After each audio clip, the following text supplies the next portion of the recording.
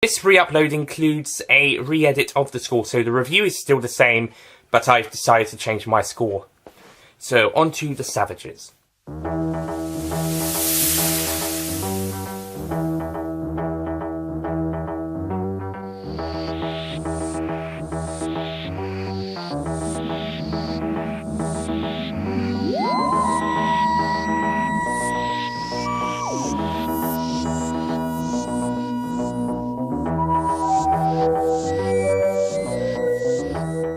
Hello ladies and gentlemen, Nick here and welcome to my review of Doctor Who The Savages, which is completely missing, so I don't have a DVD to flash at you at the moment. I'll flash the War Machines one at the end though. So I've had to go back to Dailymotion for the reconstruction from Loose Cannon.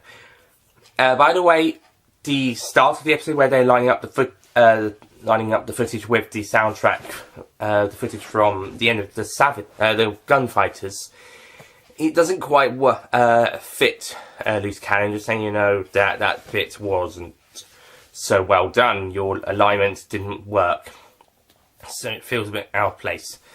I didn't mention this in the Gunfighters, but that story stopped abruptly just so we could have the preview for the next story.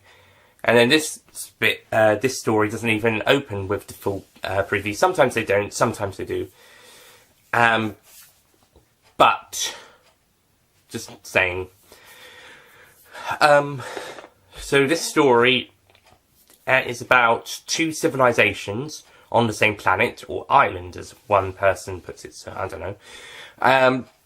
There's the really technological, scientific and artistic advanced people who live in this great city, and the savages, who are not technically, scientifically or artistically advanced, and are used by the advanced people as a sort of resource, take their energy and pump it into themselves, and so the savages kind of become shells, weakened shells, and kind of like cave people that the advanced people's guards go after to steal the life force, and the Doctor doesn't like that idea. Before he finds that out, though, we see him, Dodo, and Stephen taken to the city, and they've been pronounced as their arrival has been expected. Their course has kind of been set to that planet, so you could probably blame these guys for all the problems that we've had over the past 2.5 years, 2 to 3 years. Or longer, since the Doctor set out on his travels, and they've heard all about him, so they really ought to have known by the time he got there that he was going to stop them, but I guess they already had that plan in their minds. And they've shown the technical advancements, but then Dodo witnesses some of their experiments, and soon the Doctor says that they have to stop them, but he's then captured and put into the used as an experiment himself, which has affects the leader of the technological advancements, Jano, and he kind of has part of the First Doctor's personality inside of him as well, which kind of helps them in the end. Meanwhile, Stephen and Dodo have to try and help the savages fight back, and eventually Stephen is able to disarm one of the guards and manages to get in with Dodo. Eventually they save the Doctor, and in the end they overrun the regime, and everyone works together to make a brand new civilization, all together with help from Stephen as their new leader, and they try to make it better for everybody. And yeah, this is Stephen's last episode. Last story. He leaves to become the leader of the new new leader, I suppose. So yeah, I mean, Stephen gets a nice exit. It's his choice. He decides to help people, a bit like with Nardole in The Doctor Falls. He goes off to help the humans. Stephen here decides to stay to help the people on the planet. So yeah, that's a good way. At least it's not another fell in love story again, or just decide to go home. No, we're going to get that next time. So yeah, it's a good exit for Stephen. and proves that he can put all his TARDIS travelling skills to good use. But the Savages itself isn't really that much of an interesting story. I was kind of bored for most of the second half. I said maybe if the characters had been a bit more developed, if we got to see more of the world. I know they're in this big city, but we could have seen a bit more of the cities. Some of the characters are a bit, oh, shut up, types. That's like, oh, this and that. Oh, you don't need to sit down there. That's a bit annoying. And then there's these typical guards. One of them at the start is like, oh, I don't trust them. And at the end, one of the guards like, you betrayed us! Ooh, well, he wasn't that loud, but he was still going on. Shut up already! Thank God for Stephen shutting him up. So, yeah, we got those types of characters again. They're not the ones I despise, but they're definitely getting there. Jesus, those bastards. It's also one of these Savages is also like that to a lesser extent. We've also got the leader Savage. He's good. He's alright, and this girl Savage called Nanina. She's good. She actually tries to convince one of the guards to actually join their side. I didn't think he listens, but I don't think he's the one who's going on about it at the end. I think it's another guy, to be honest. I don't know if it's the same guy as earlier, but certainly one of them. There's not much interesting. I mean, nice use of quarrying forests for the location shooting. If it was location, it could have been a set.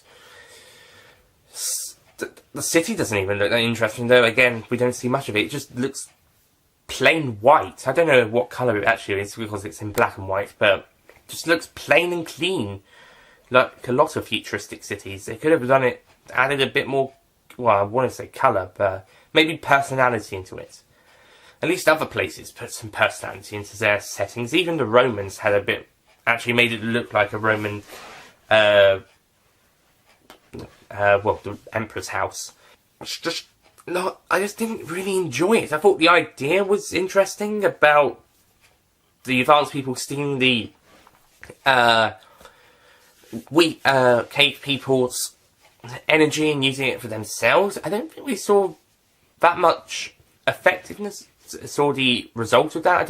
We didn't really see people being given that force apart from Jano with the first Doctors, but we could have seen a bit someone having a normal Savage's force with them. And yeah, I'm wondering if the bits of the Doctor and Jano remained with him and the Doctor recovered, or if some of that went back into the Doctor, but a little bit stayed in Jano to make sure he remains this way. I'm not sure. It's a bit odd. Instead of that guy saying, "I knew it was the outsiders who caused this problem," we could have had that. That question answered. Yeah, but still, it's just, I don't understand that what they're doing is wrong. I don't think anyone understands that, how morally wrong it is. I don't know, they're just so self-centered. I guess it's when Jano finally gets a conscience, that's when they start to realise it. Or at least he does anyway. I do like the idea of the light beam guns, how they can control people as opposed to kill, although how that guy at the end was intending to kill them, I don't know. But yeah, the light beam one is good idea, I suppose. I suppose the way that they do it is effective, but it's just not that interesting. It's just not very.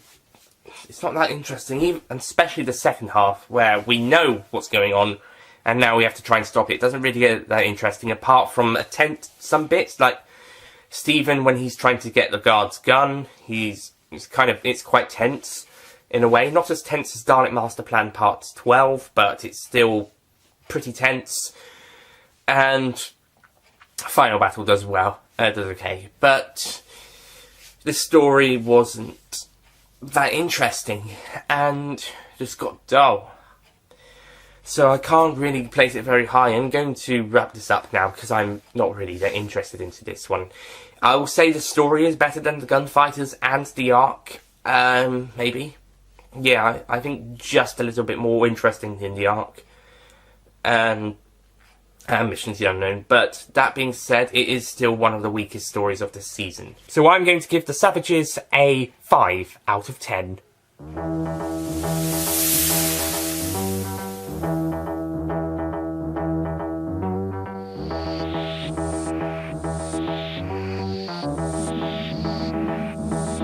Yep, it's just boring for me. I mean, it goes above the 3 stories I mentioned because I think the story is better and they have some better ideas.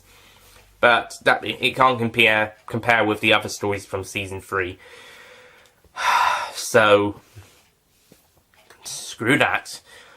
Ian Stuart Black will be writing the next Doctor Who story. I think this is the first time the same writer is writing 2 stories back to back, or at least has 2 stories back to back. I know there's sometimes you get a writer writing a story and the next one has a different writer, then the first writer comes back for the story afterwards.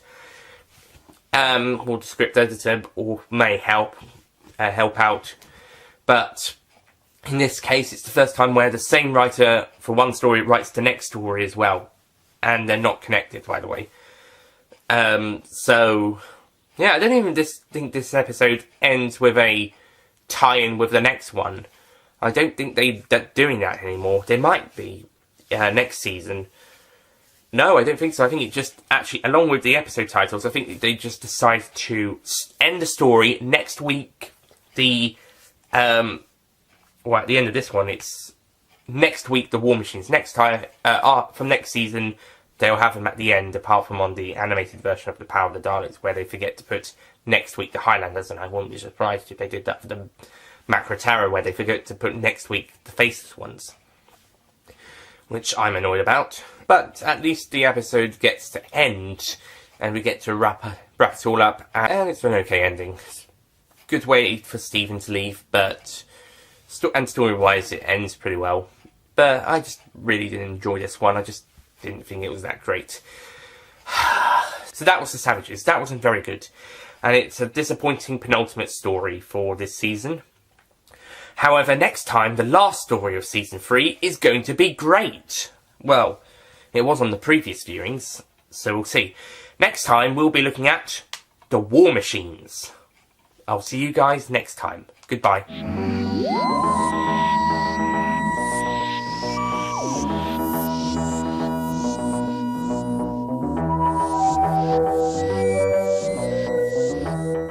Don't forget to click below to subscribe to the official Nicholas Payne Retro YouTube channel.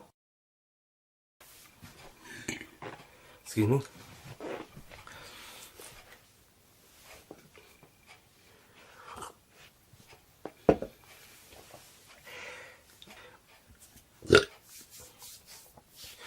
Instead of that guy having those,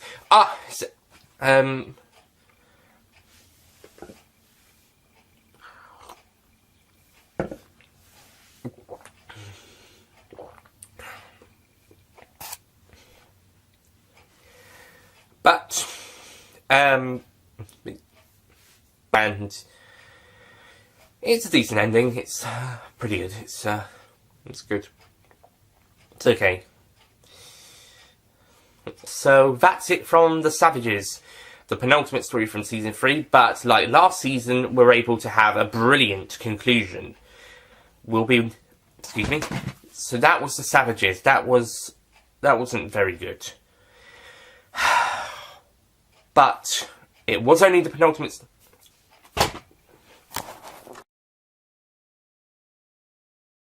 So The Savages, I'm going to give it a 6 out of 10.